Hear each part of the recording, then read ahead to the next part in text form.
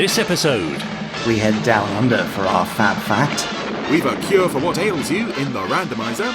and we go to the ends of the earth with David Parker That's all coming up in Pod 92. of the Gerry Anderson podcast.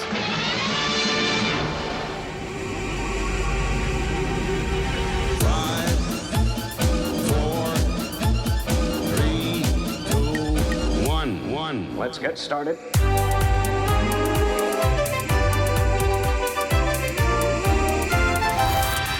Let's go.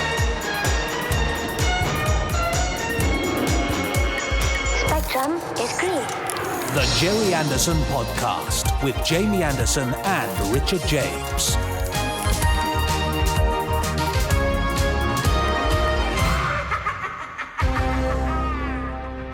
It's the Gerry Anderson podcast. Yes. Hello, Richard. How are you doing? Oh, hi, Jamie. How are you? Fine, thank Hang you. on. Yes. More to the point, where are you? That sounds...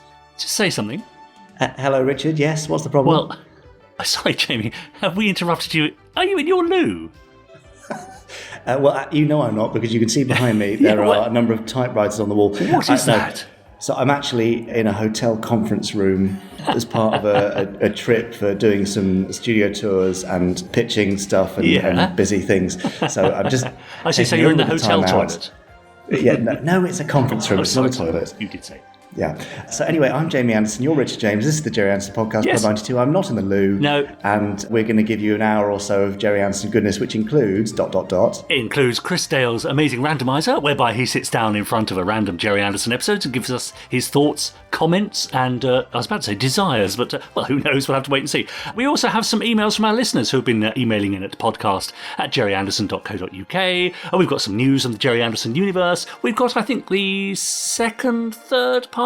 Where are we now with Dave? No, it is the third part. It's Yes. the third part, yes. Third and final part of Jamie's interview with Dr. David Parker from the European Space Agency. Dave to his friends.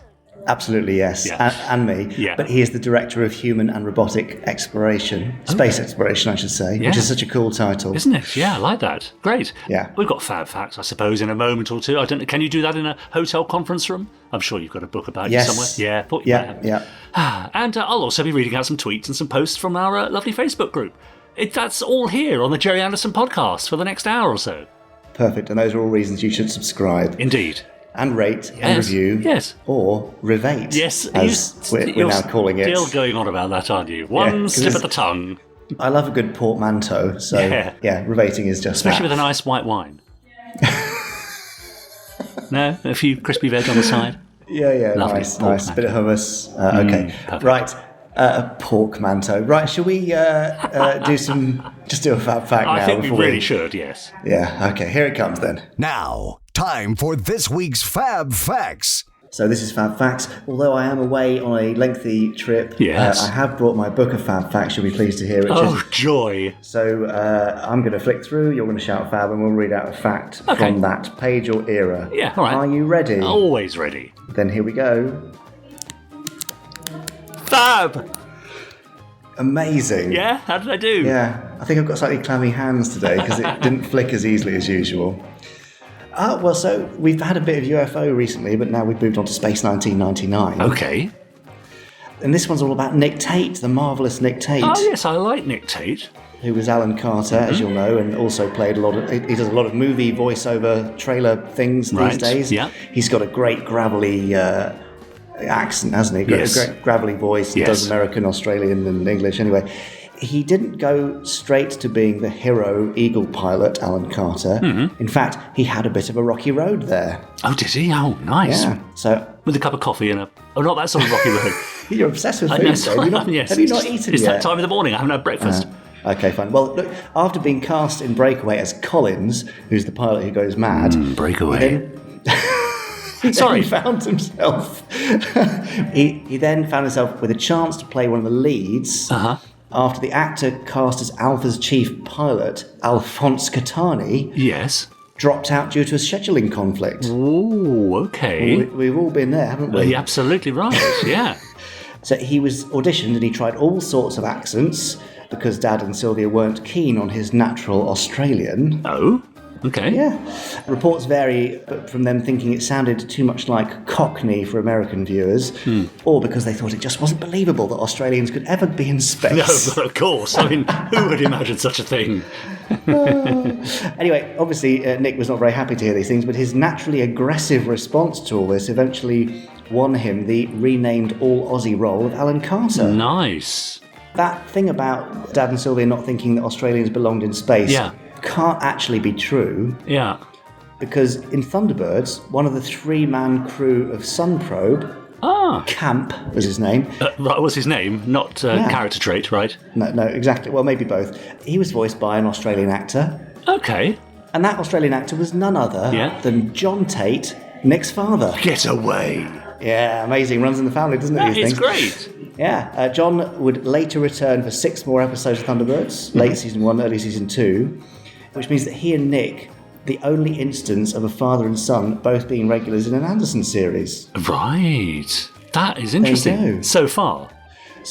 Yes. Yeah. So, I mean, Posterons, can you think of any other instances where there's a father and son link in any Anderson shows? Yeah, or any sort of familial link, actually. Back behind the scenes, in front of the camera. Yeah, bound to be somewhere. Well, the bells, I suppose, in Thunderbirds and Terrorhawks, I think. Okay.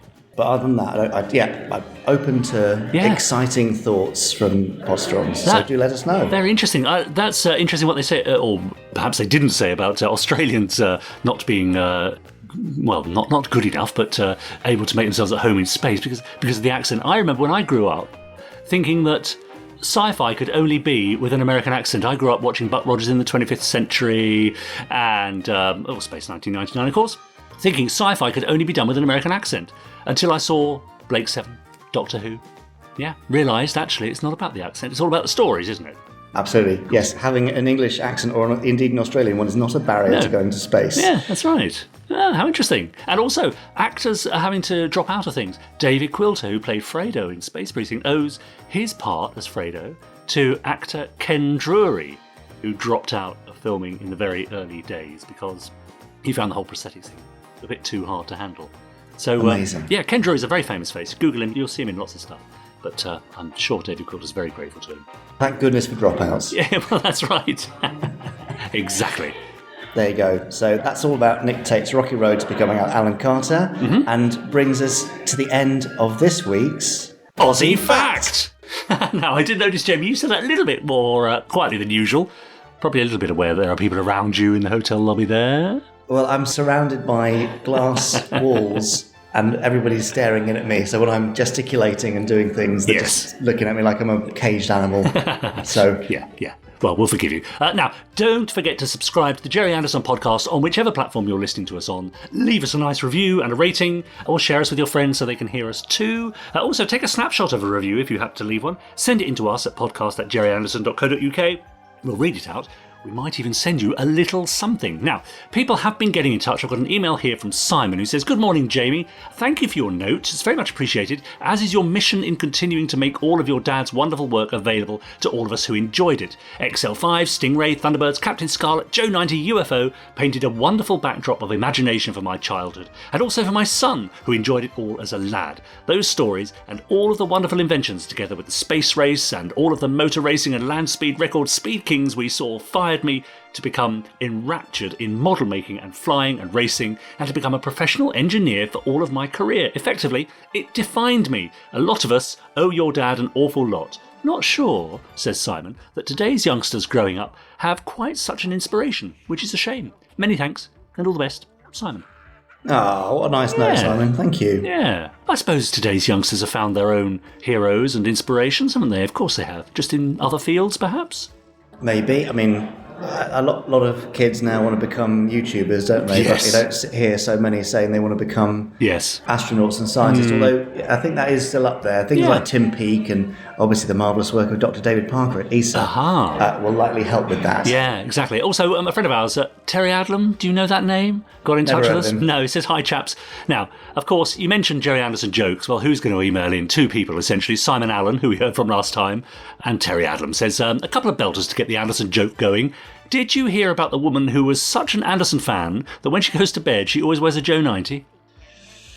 I said that wrong. It should be a Joe Knighty. Joe Knighty. Yeah, sorry, Yeah. Terry. Also, I like to collate all my Anderson memorabilia on a spreadsheet. I use Fireball XL5. Where's that tumbleweed I just Yeah, saw? I know. And then he says, well, Yeah. that's the bar raised to its lowest level. Cheers from Terry. Thank you very much, Terry. Thanks, Terry. And sorry I made a hash of the delivery. It's all about the delivery, isn't it? Well, it would have been. Yeah. I'll be reading out another email and some tweets and Facebook things a little later on. I've also got... Well, no, maybe I'll save it for next week. A little surprise for you, Jamie. Oh, in Pod 93. Yeah, I'll save it. I cannot wait. Ah. But to tide us over, shall we have some Gerry Anderson news right now? I thought you'd never ask.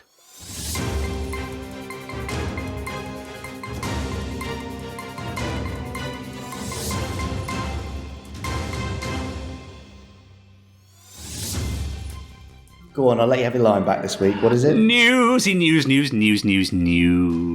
Oh, with an extra couple of news in there. Thank you Musical very much. news. Musicy news. Beautifully done. Thank you. Well, we are slightly short of Gerry Anderson news, partly because we're having to record this quite far in advance. That's true. Because of availability. Yep. You're moving house. Yes, so it's good for me to get it out of the way, I must say. I'm shuffling my way around the country and the world, in fact. Yeah. Doing various bits and pieces. But last week we spoke about the fact that we'd sent Spacehawk, well, a toy Spacehawk, up on a rocket, care of Raptor Aerospace. Oh, yes. Yeah. Well, you may have seen the video on YouTube. Mm-hmm. If not, go and check it out, youtube.com/Gerry Anderson TV. But whether you did or not, here is a quick clip of me and Ben Jarvis, the MD of Raptor Aerospace, just having a quick chat about how it happened, and what happens next to the Spacehawk toy. Ooh. Hello, I'm Jamie Anderson of Anderson Entertainment, and I have a special guest to talk about something rather special that's happened quite recently. Who are you, special guest? I am Ben Jarvis of Raptor Aerospace. Brilliant, Ben. So this is quite exciting. I am a lifelong Terrorhawks fan, as I think you possibly are as well. Yep, absolutely. So let's just start off with, what is Raptor Aerospace? What do you do? I mean, you know, the aerospace bit gives a clue, but let's get into some specifics. So in a nutshell, we build and launch rockets mainly for sort of scientific and educational use. So we don't launch satellites, but we launch scientific payloads into the upper atmosphere, into the edge of space.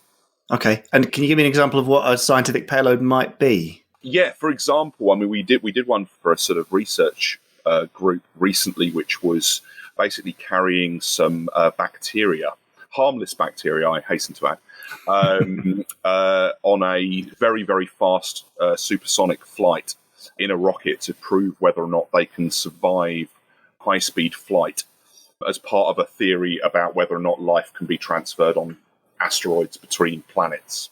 So that's one of the more interesting things we've done. That's cool. But there's a lot of sort of atmospheric research. Obviously, people are interested in what's going on in the upper atmosphere, and the only way to really get to the upper atmosphere is with rockets. So that's going to be a big part of what we do as well. Amazing. And do you launch your rockets from the UK? Some of them, we're going to be doing more in the UK in the future. Essentially, the UK is sort of trying to develop its own launch capabilities at the moment. So they're setting up all these spaceports up in Scotland to allow us to be able to launch rockets from the UK, which is something we've not really been able to do before. We can do some of the small stuff as long as it's not going that far. Obviously, the UK's got a problem of being quite densely populated. So for some reason, they don't like us landing rockets on people or on towns. So Can't imagine why. I can't imagine why. So obviously a lot of what we have to do either has to be done off the coast, so we land things in the sea, or has to be done from other locations where we have an enormous amount of land, for example, Australia. Okay, and we'll get onto that Australia-specific example in a minute. Just briefly, how and why did we get in touch? I mean, I just about remember, but for listeners... It was one of those random sort of online meetings where I think we shared some mutual connections through LinkedIn, I think it was, because I've got vague connections to the film and TV industry. I used to work in special effects as well. And I think you'd specifically asked about anyone who had memories of or some kind of sort of information on having worked with your father. And I think my dad actually worked with your dad very briefly on a new concept. My dad was an engineer, and I said did a lot of work in TV and film. And I think he'd worked on a concept for, animatronics for puppets, which made that connection many, many, many years ago. So I think I've mentioned that to you. And it all fell apart from there and led on to crazy things that I don't think either of us expected. No, it spiraled out of control. So basically you said, oh, by the way, we're doing a rocket launch in Australia.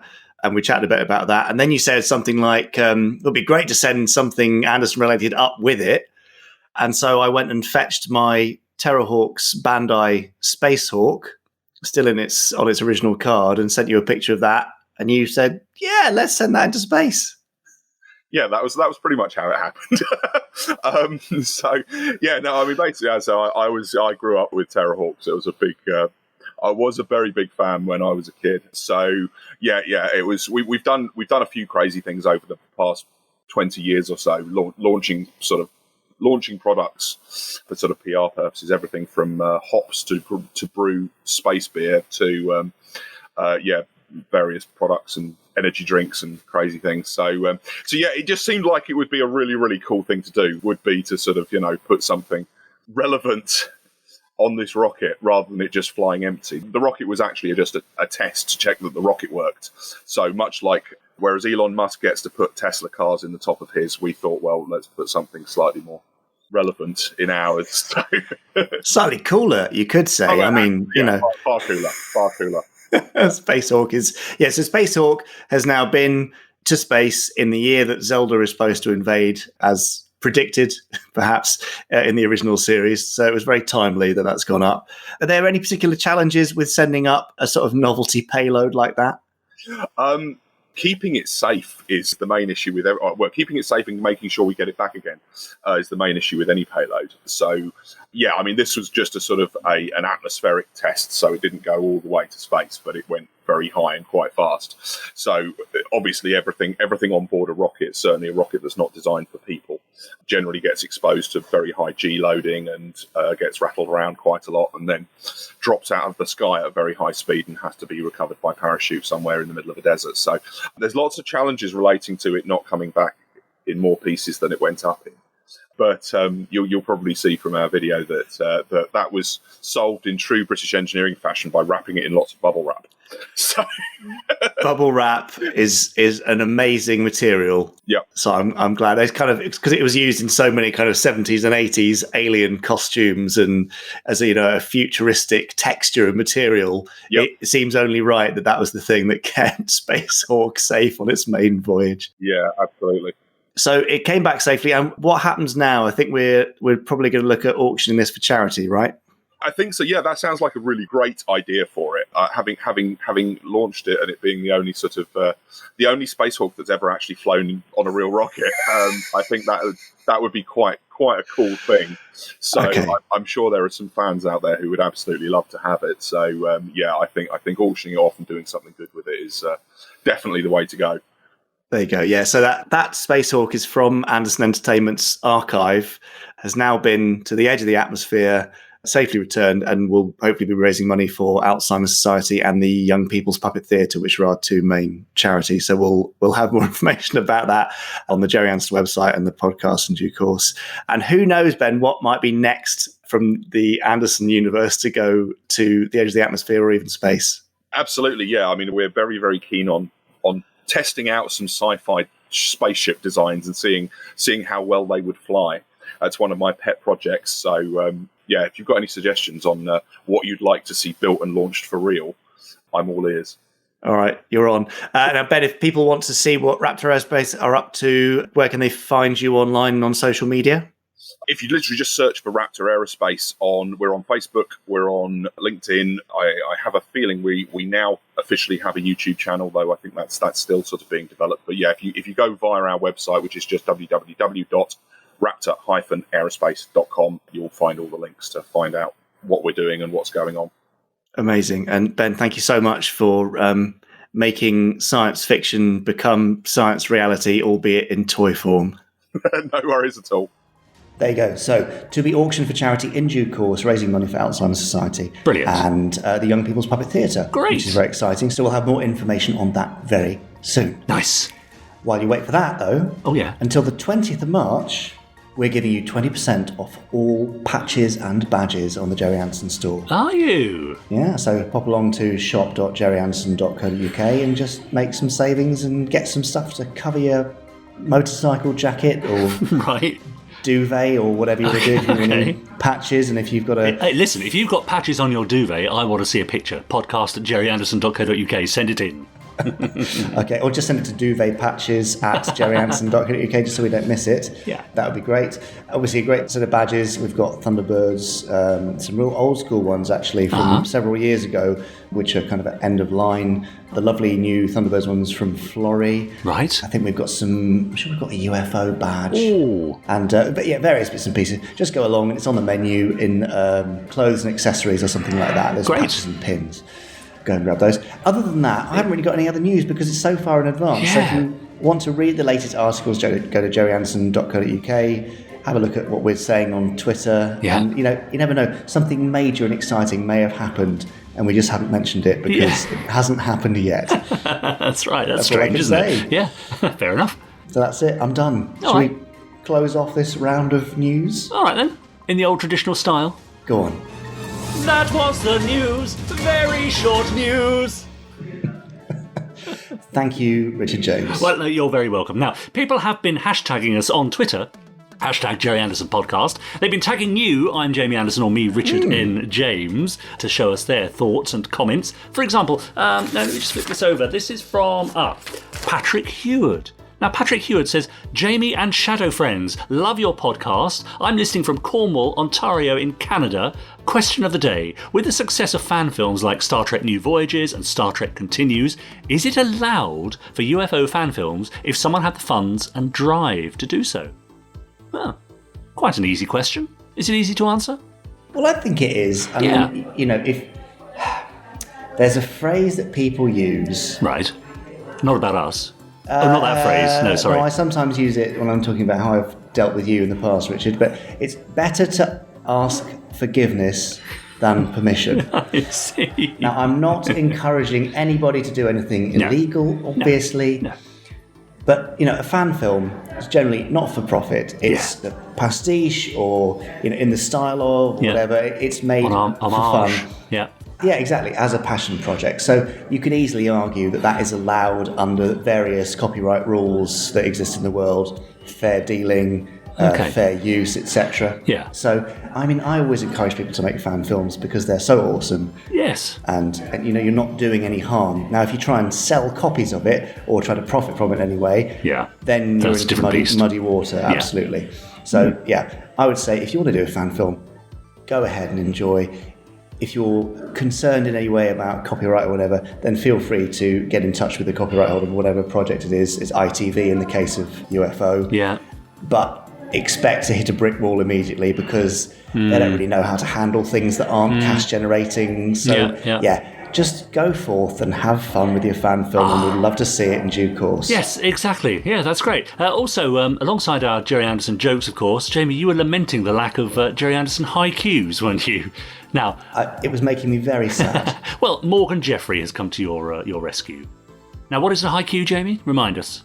It's a Japanese poem which consists of 5 syllables, 7 syllables, and 5 syllables as a 3-line piece. And Morgan offers us this.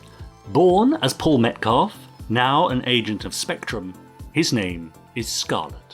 Oh, nice. How's that? Short and sweet, to the point, isn't it? Yeah. And also, we don't mind other people listening to other podcasts, do we? Because podcasts are huge now. No one really saw this coming 5 or 6 years ago. And Martin over on Twitter said, my podcast listening for Sunday and Monday nights, something rhymes with purple, when they was fab, Bob Dylan podcast, Bob Dylan album by album, clearly a fan, and of course, the Gerry Anderson podcast. Nice, only because there wasn't a third Bob Dylan album. Yes, exactly. So that's great. Do let us know what other podcasts you listen to. We don't mind that. We don't mind being part of a whole course of podcasts that you might listen to during the week. And we're just perhaps the tasty hors d'oeuvre or the little sweet dessert, perhaps. The sweet breads, I think you were going to say. That's just you. No, thank you. I've just penned a quick response to Morgan Jeffrey while you were gabbling on there. Yeah. I was very sad. Then Morgan wrote a haiku. Now I am happy. There you go. That's my haiku response to Morgan's. That's pretty profound, haiku. isn't it? That's I very think good. it is. Yeah. And you say you wrote that while I was talking. Yeah. I mean, that's multitasking, Jamie. Thank you very much. I can't remember anything you said other than Bob Dylan. And yeah, that'll do. Yeah, and finally over on Twitter, Gary posted, great pod this week, interesting interview with Dr. David Parker, and I have to agree, Thunderbird 1 does appear to have lightning wings, and he posted a picture. See the picture, though they're more like the earlier marks. He says, great randomizer and banter, cheers, Fab Trio. Cool. Oh, Thanks, Gary. Well, let's make Gary even happier then, shall we, with part 3 of the interview with Dr. David Parker. Yes, let's do that. And we also stray out of the realms of Gerry Anderson and into the realms of science fact this week. Ooh. So enjoy some of the things that we've all got to look forward to in mankind's journey into the solar system and beyond. So along the way with all these things, and I guess other science fiction too, is there other sci-fi at the time that was on your radar, Star Trek, etc.? Yeah, obviously Star Trek, obviously Doctor Who, which in the mid-70s was in a slightly horror kind of mode, which is Tom Baker era. So that was cool. And I definitely remember the one-off show Into Infinity being on. I'm sort of hoping, is this going to be the start of another series? Maybe this is going to, but it just turns out to be one-off, a bit disappointing. Especially as it had Brian Blessed in it. Not shouting, amazingly. He was disappointingly, yeah. Very subtle there. I mean, are we going to say that then the closing shot where they're drifting into space and it comes up with E equals MC squared was the moment that inspired you to go into your career? Something. Let's say that. Sounds good. Yeah, let's say that. Okay. That's the headline of this interview. So along the way with Doctor Who and Star Trek and Anderson stuff, I'm assuming there's something there, obviously also being in the 60s, something kind of feeding your fascination with space and stuff that's got you to where you are now? Or did you go off in a different direction before ending up at ESA? What's been the inspired path and the career path since then? No, I'm afraid it's a bit boringly set at an early age, with the combination of Gerry Anderson on one side, seeing real aeroplanes as a kid, being the noise and everything. I went off and studied aeronautics and astronautics as a degree, university in Southampton, and met a lot of interesting people there. And some friends still have to this day who are scattered around the space industry. And then research for a while. I was very lucky. I spent 3 or 4 years doing some research for NASA, one of the NASA research centers. That got me my first trip to the States in 1987, I guess. And then came into the space industry in the UK, 30 years and 1 month ago.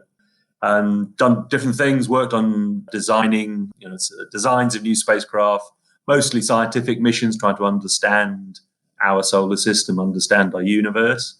And then a very complicated path I've ended up as a kind of bureaucrat now, which is what I really am. Most of my life is spent worrying about budget lines and personnel issues and all of that kind of stuff that goes with a big organization. But then every now and again, we get to talk about really cool things, and including sending the first Europeans to the moon, which is high on our agenda at the moment. So how soon are we going to have Europeans on essentially sort of Moonbase Alpha? By the end of this decade is absolutely the goal. NASA is building a new moon ship called Orion. We're building the power and propulsion for that here in Europe. And so the plan is we'll get the first Europeans flying on that by, let's say, the middle of this decade. And hopefully we really are looking at how we get permanently living and working on the moon by the end of the 2020s. Wow. And so Moonbase Alpha or whatever is, yes, part of the dream. And part of the dream is also to use the stuff of the moon to support ourselves, because we're starting researching how you get oxygen out of moon dust, literally. It sounds like alchemy, but that's some of the work we're doing right now. Amazing. Is the plan to take materials up there to build Moonbase Alpha? I mean, I'm hoping we use it enough, then it'll just become common parlance and it'll be called Moonbase Alpha. Or is the aim to build it from what's already on the moon, or a combination? Yeah, exactly right. Some sort of combination. It'll be quite a long time before we can do it, but the moon dust has lots of really important metals like titanium, which is what aircraft engines and structures are made out of. So there's lots of stuff on the moon we can use. There's oxygen. We can convert the oxygen to breathe. There's lots of hydrogen there, convert it to water. So that'll be part of what we want to work out how to do over the next few years. so that we can build what we call a sustainable moon base. So it becomes living off the land kind of thing. That's the vision. Fantastic. Okay, so that's Space 1999 done by the end of the decade. So then humans on Mars, doing human exploration there, that's Captain Scarlet stuff. So is this on the timeline too? Yes, that's probably fair. So, and 2069 is, not a bad target. No, probably even a bit sooner than that. So we want to use the moon as kind of our backyard to learn. So people think that, the moon's there, the Mars is a little bit further. It's not. It's like, I always use this way of thinking about it, that we're on the space station. We've been living and working in space now for 20 years aboard the space station. As long as any teenager has been alive, there have been people living off-world. The moon is 1,000 times further than the space station is from Earth. And Mars is 1,000 times further again. So working out how to live and work in deep space, not a few days away, is what we need to do before we make this big leap going to Mars. You could build a rocket to go to Mars. The question is whether human beings have been irradiated, have run out of food, haven't got any water. So those are the problems we have to solve. And we can do that by being a few days away, and we can come home if anything goes wrong. That's the idea. Amazing. So that's maybe 2050? Maybe 2040 is doable. Wow. Yeah, 2040 is doable. I know the US were talking about touching down on Mars 2030s, maybe, but yeah. So that's very exciting. So let's go just slightly further afield to kind of UFO/Fireball XL5. Not at what point are we going to be patrolling the northwest quadrant of space or whatever they called it, but exploration further afield, space intruder detector out in the solar system, that kind of thing. Yeah, Sid was very cool. Having the synthesized voice, that was another very far-sighted thing we now just take for granted. Very good. So part of what we're doing is trying to understand our solar system, so the missions to Mars, missions to the other planets. It's 15 years ago now, we made a landing on Titan. Not Titan and Stingray, but the moon that goes around Saturn. And that's a place the size of a planet. We saw there methane, rain, and lakes of hydrocarbons. So it's got all the kind of physics that you get on the Earth, but much colder. And now we discovered water coming out of geysers on one of the other moons of Saturn. We believe Europa around Jupiter has an ocean underneath frozen surface. So if somebody would write this as a science fiction idea, is to build a submarine that you would take to Europa. You'd melt the ice, so it would go through the ice, and eventually it would break through into an ocean. And who knows what's down there? Ooh. At all. Amazing. What a great visual. That's something I reckon they could have done in Fireball XL5, maybe. It feels like an XL5. Yes, I'm sure. Rig that up in 5 minutes, no problem. Fantastic. Okay. Do it itself, actually, for some reason, practically. Become a submarine as well, I'm sure. Yeah, why not? Amazing. There you go. Another one for Issa then. And dare I ask the alien question? Yes. What are our chances? Is intelligent life out there because space in the universe is so incredibly, unbelievably, unfathomably vast? Yes, I think I can't put it any better than you just said it, really. That's why it's interesting to see if we could discover any other life in our solar system, or ever was life in our solar system. Because if there's life here, and say we found evidence of life on Mars or somewhere else in this solar system, now that we know, and in my lifetime, we've gone from finding the first planet around another star to hundreds of planets around other stars and thousands of planets around other stars. What we're hoping to do, and it'll be in the next 10 or 15 years, is to build telescopes that are powerful enough to effectively look into the atmospheres of planets going around other stars. So this is the huge challenge. Yeah, so building telescopes to see whether we can find the evidence of life, maybe ozone, the right chemicals, the atmosphere of planets going around other stars. That's total science fiction when I was at school, but it's within the bounds of possibility in the next 10 or 20 years. Some of the missions we're working on in ESA now will start to do that. And that will be an amazing moment when you can see whether there is oxygen, for example, in the atmosphere of another planet. Wow. Or was in the distant past, I guess, by the distance. Yes, exactly. Because of the distance, we'll be looking back in time. Some of the telescopes we're building, they are kind of like time machines because we're looking so far back in time.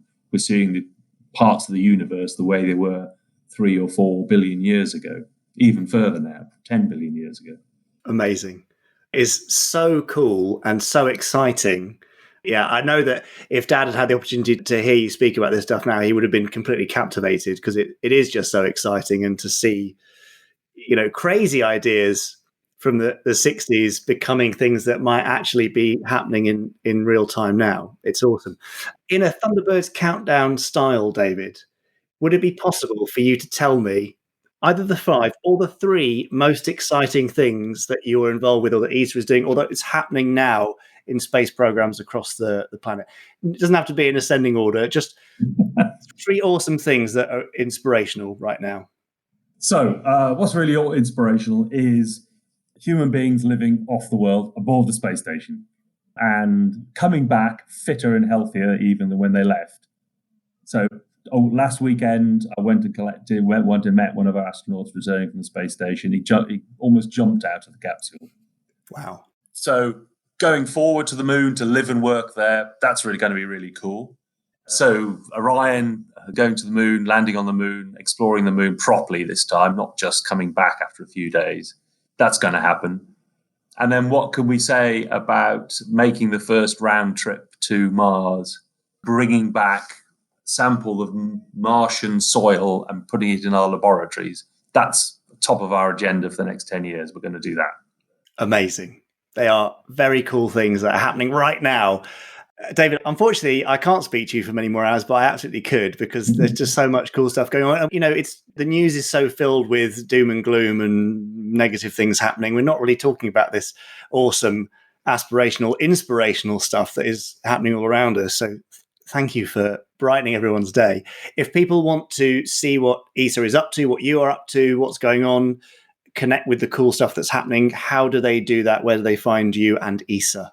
So you can find us, of course, on the World Wide Web. Just look for European Space Agency.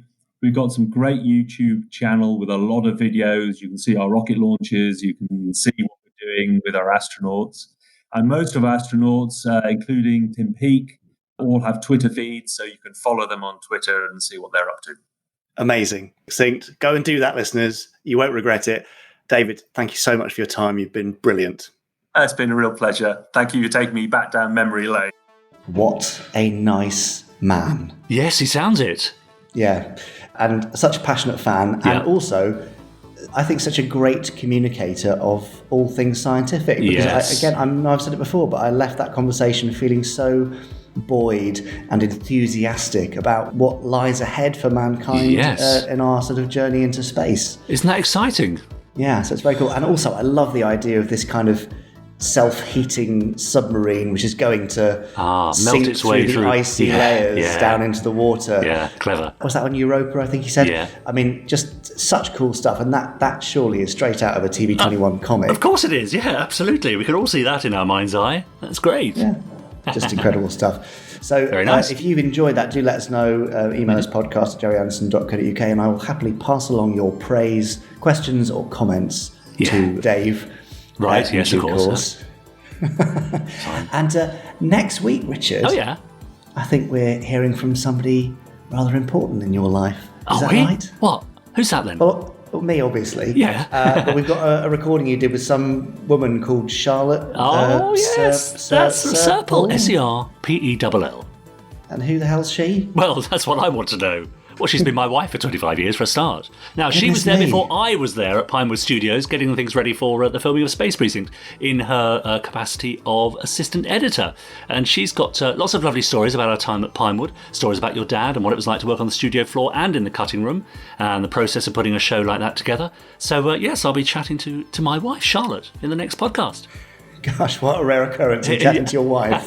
Yeah, I must just point out, I do talk to her at other times as well.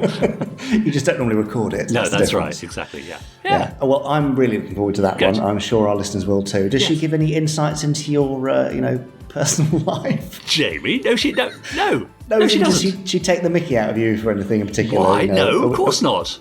Are we going to learn that you like to eat slices of cake back to front or something? Oh, right, no, we're not going to learn that, no. But as you know, Jay, it was a very formative time for me because that's where we got together. So, it's a romance as well as an historical remembering. Yeah. So sweet. A short romantic story. Yeah, exactly. Now, if you've had enough of short romantic stories, head on over to our Facebook page, or our group rather, facebook.com/groups/Potterons, where, I don't know, Nick McCarty's been posting his 3D panorama of Moonbase Alpha. Very nicely done. So you can imagine you're on Moonbase Alpha there, just have a look at his panorama. Sean Bailey says, I've been watching the original Dallas and Knots Landing, and I've just realised that Gary Ewing, Ted Shackelford, is also Lieutenant Brogan from Space Precinct. Yeah, Sean, where have you been? Absolutely. Simon Godric, do you remember he got in touch a couple of weeks back about the UFO mugs? I remember, yes. Well, he asked specifically, please, for the UFO picture to be on a black background rather than a white. So he felt that would sort of bleed into the colour a bit more effectively. And he says, OK, I'm officially having a good day. Not only did my email get read out in Pod 90, Tim from the Gerry Anderson store got in touch confirming the UFO mug I requested is now on sale. The system works. Do you know why the system works? Why is that, Jamie?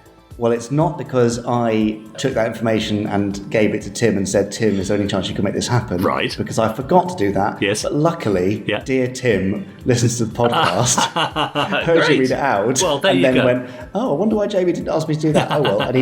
And he just sorted it out by himself. So thank you, Tim. Yes, good old Tim. And we get lots of praise for Tim. It's worth saying, as he's a listener, via email and on our Facebook group, people praising him for his customer skills there at the Gerry Anderson store. So well done, Tim. That's fantastic. Yeah, praise Tim, praise Tim. Now, CJ List has been watching Thunderbirds. In fact, he's been watching The Uninvited, one of a few episodes, he says, that isn't your usual episode of Thunderbirds. A few notable points of interest in the episode. It's one of the earliest ones to feature Thunderbird 3 docking with Thunderbird 5. John gets a chance to go home and completely disappears, and there's a rare moment of Alan in full international rescue gear. One final note, he says, does the couch system for Thunderbird 3 have some sort of quick change mechanism, as Scott is seen in 2 completely different outfits in this episode? You can forgive Alan's rapid change for obvious reasons, he says. So go and take a look at the episode The Uninvited and see if you agree with CJ List. And if you don't, then let us know either way. Exactly. Should we look at a random Gerry Anderson episode, Richard? I feel like that's a thing we should do on this podcast. Well, rather than we look at the random Gerry Anderson podcast, why don't we get someone to do it for us? I don't know, who do you have in mind? There's a guy who often is referred to as the Randomiser General. Is that the sort of person? He sounds perfect, yeah. Is that Chris Dale? I think it is. I know, and as luck would have it, he's right here.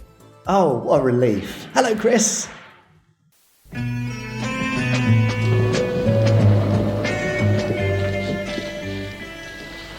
Man. From a solar system probably 100 million miles from Earth. No, not quite that far out, actually. Hello, everyone.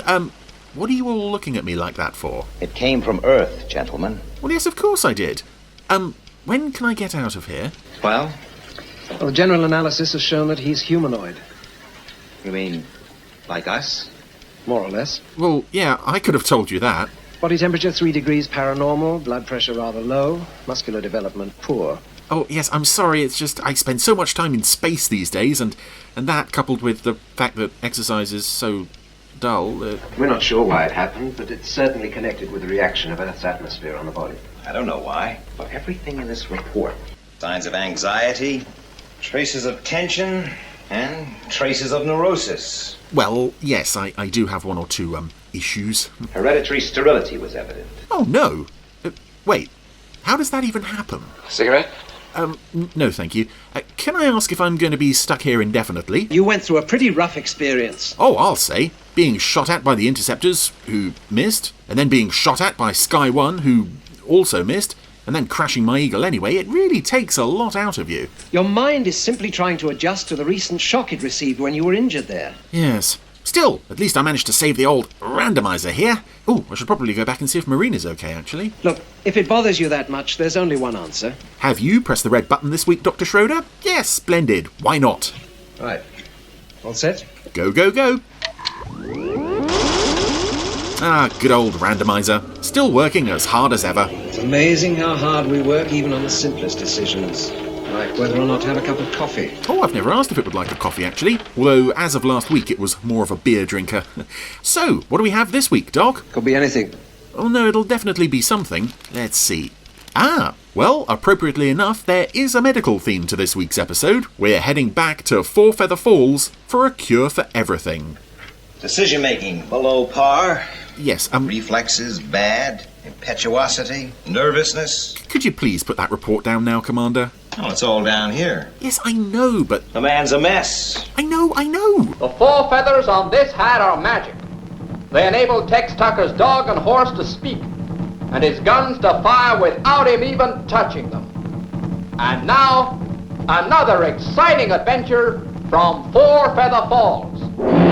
So we're back in Four Feather Falls, and it doesn't seem like very long since we were last here. It was only 3 or 4 weeks ago, in fact.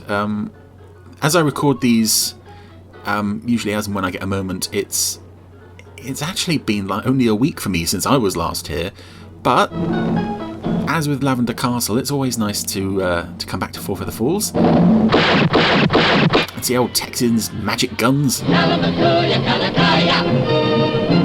I'm actually recording this just 2 days after Four Feather Falls' 60th anniversary, so quite appropriate to have a bit of a Four Feather Falls flavour on the randomizer at the moment. Four Feather Falls February flavour.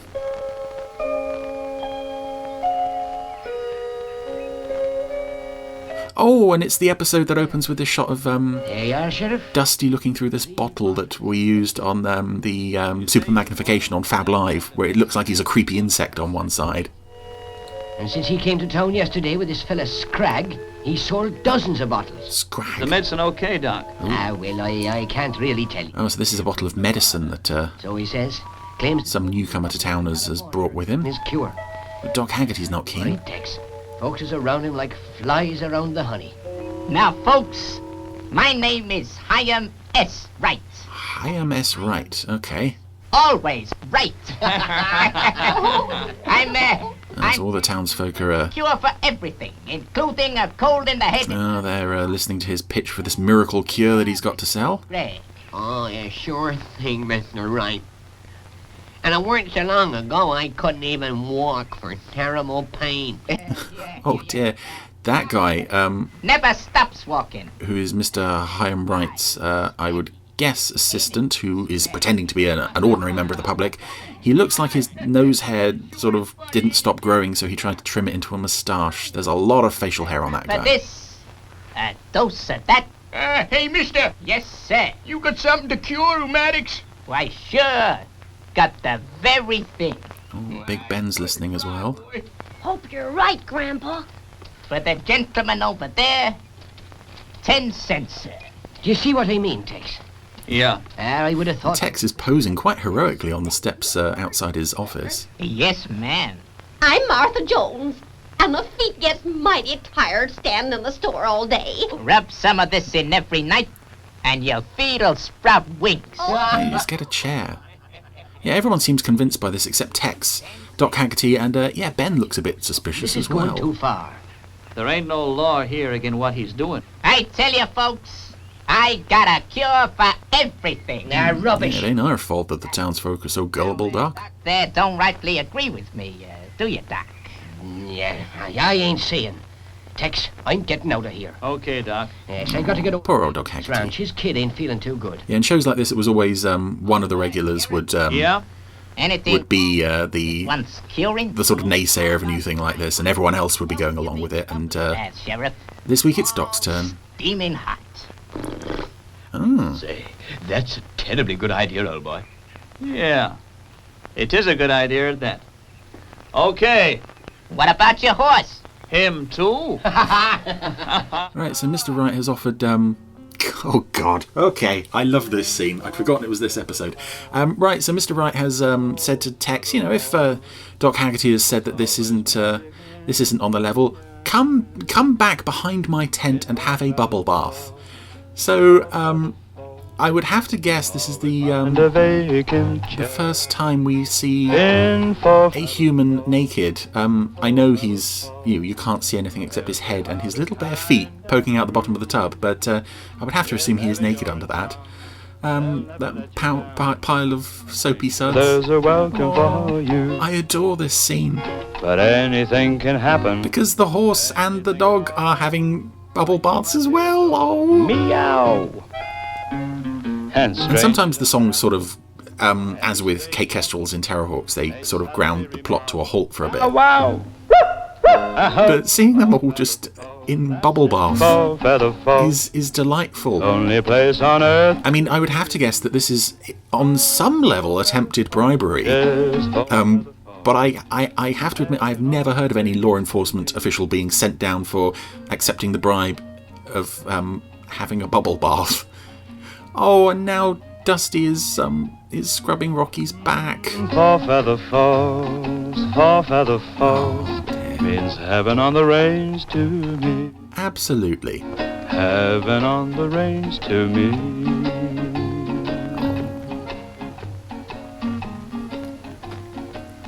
You sure sound mighty happy, Sheriff. Sure am. You still selling your climb in out there? Nope. All the folks is gone. Now you take your time. Your singing has driven them out of town. Got business to do with someone. Okay. Right, so this guy, this obvious villain has got... Now what do you want to see me for? Oh, he's having a chat with Ben. An old duck out of business. He's got the sheriff, the lone law enforcement of this town, in a bubble bath. He could do anything to him. Get your cut, okay? And nobody would know because everyone else has cleared off. I heard Duck say he was going to Abe Weeks' ranch. Abe's kid ain't feeling too good. So? So? You get out there with that medicine of yours, then tell folks he cured her. You think it'll work? Old Doc won't stand a chance against you. Thanks, partner. See you later.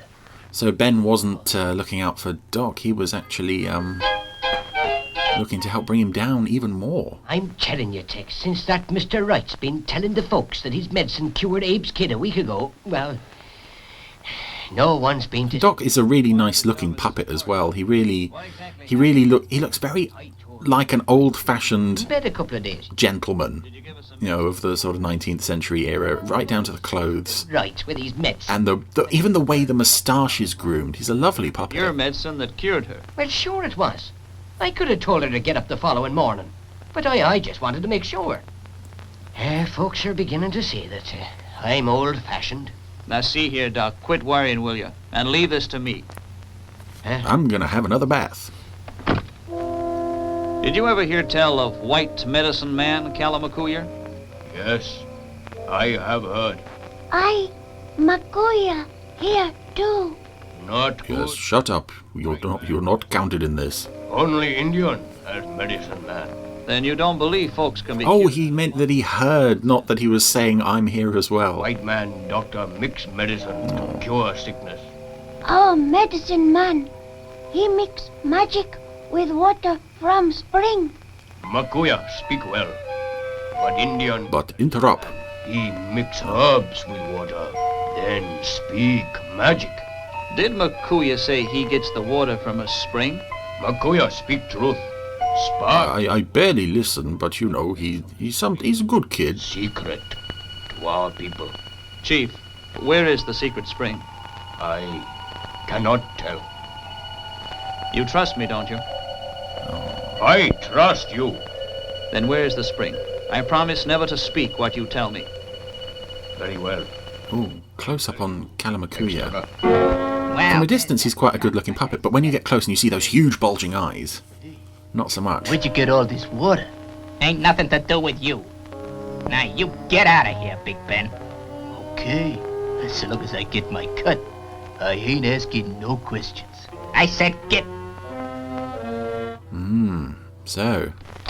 Well, that's that. I'm confused. What's going on? I think I've waffled over all the pertinent information. It's the last cut he's getting out of us. Since old Duck's been run out of business on account of us, we clean up the town. Sure. Then we'll get out of town. Say, looks like we'll be needing more of that spring water.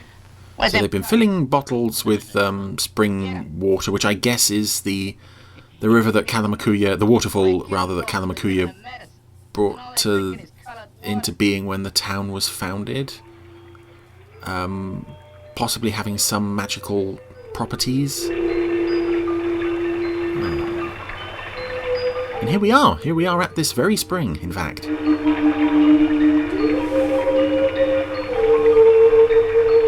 With some rather unusual, and I don't think that is Barry Gray music.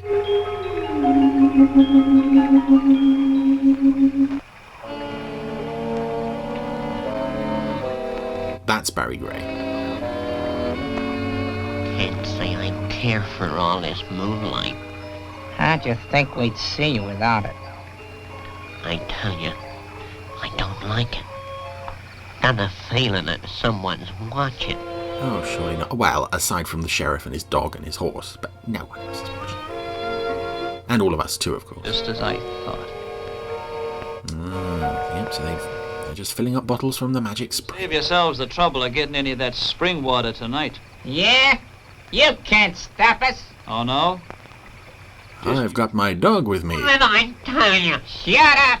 Now get going, both of you. Oh, so Ben's in jail now as well. That hunch of yours was right, Tex. Yeah, I kind of figured those guys were selling colored water. Seen it happen once before in Dallas. But those other guys didn't give me a bath first, so, I don't get many perks in this job. I gotta take them where I can find them. They left everything behind. How come was it you found out about Big Ben? Mr. Medicine Man Wright squealed on him to save his own skin. Was the bubbly bath phony, too? No. There was something good in them baths. Reckon they eased folks' aches and pains, so they kidded themselves it was the medicine. I'd sure like to know what it was.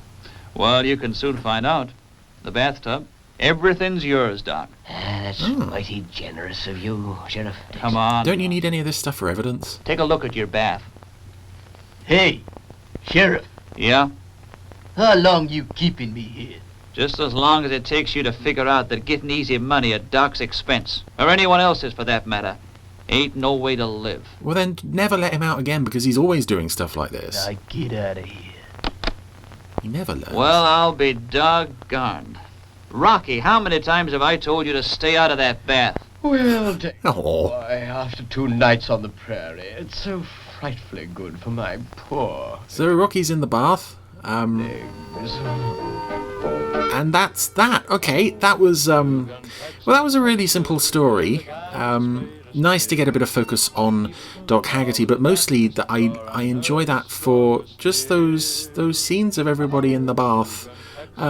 Through that song sequence, it was just you could almost just show that scene on its own, and it is just as satisfying as anything else in this episode. So another solid episode of Four Feather Falls. Not the greatest, but I would beg everybody to check out that scene with Tex and his pals having a bubble bath, because it's just so sweet. Four Feather Falls. Four Feather Falls. There's always magic in the air. That's very true, yes. Isn't that right? Yes, or in this case, bubble baths. And a naked puppet.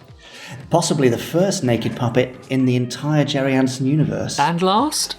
No, Gordon. Right. Is not naked, but you see his flesh, which is really weird when he's in the swimming pool. Right. But if you could give us a top 5 list of Gerry Anderson naked puppets, Podstrongs. Wow. We'd love to hear from you. Not ones you'd like to see naked. No, ones that were actually, shown on screen. In the series. Okay, great. Well, I look forward to that. Anyway, there you go. I often, I'm invited around the back of a tent to get in a bubble bath. So it's a real everyday story. Mind you, we don't do as many West. conventions as we used to. Well, that's why. Anyway, thank you, Chris. More random Gerry Anderson next week, courtesy of Chris and the Randomiser, would you believe? Yeah, that's right. Fantastic. Look forward to that. And in the meantime, dear listener, I know there are a few of you who still haven't subscribed to us on whichever platform you're listening to us on. So do that now. As soon as this is finished, hit the subscribe or follow button. And also you can leave us a nice review or a rating. And don't forget to share us with your friends so they can hear us too. It's really easy, takes a moment, and makes us very happy. Revatings aplenty, please. Exactly, that's right. Don't forget to get in touch. Thank you. podcast@gerryanderson.co.uk. Hashtag us on Twitter, #Gerry Anderson Podcast. And why not head over to our Facebook group, facebook.com/groups/podstrons. Answer 3 questions. I'll let you in and you can join in the fun. I couldn't have said it better myself. Oh, I bet you could. Which is no. That's why I didn't say it. Oh, I see. You're the expert, Richard. Fair enough. So that's it. I think we're done. Yeah. It's over. Sorry about the sound quality on my side, Podsterons. Disappointing. Can't be helped, but I suppose at least I'm here, maybe. Is that a good thing? Always a good thing, Jamie. Yeah. Okay, fine. Well, don't worry, you've got a week off me now. So, and you, Richard. So I'll go away. Have a great week till then, Podsterons. Bye. Goodbye.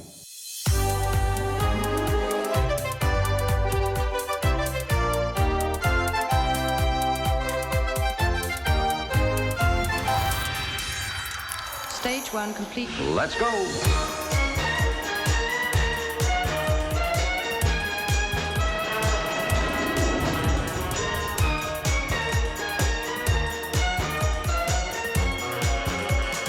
Spectrum is green.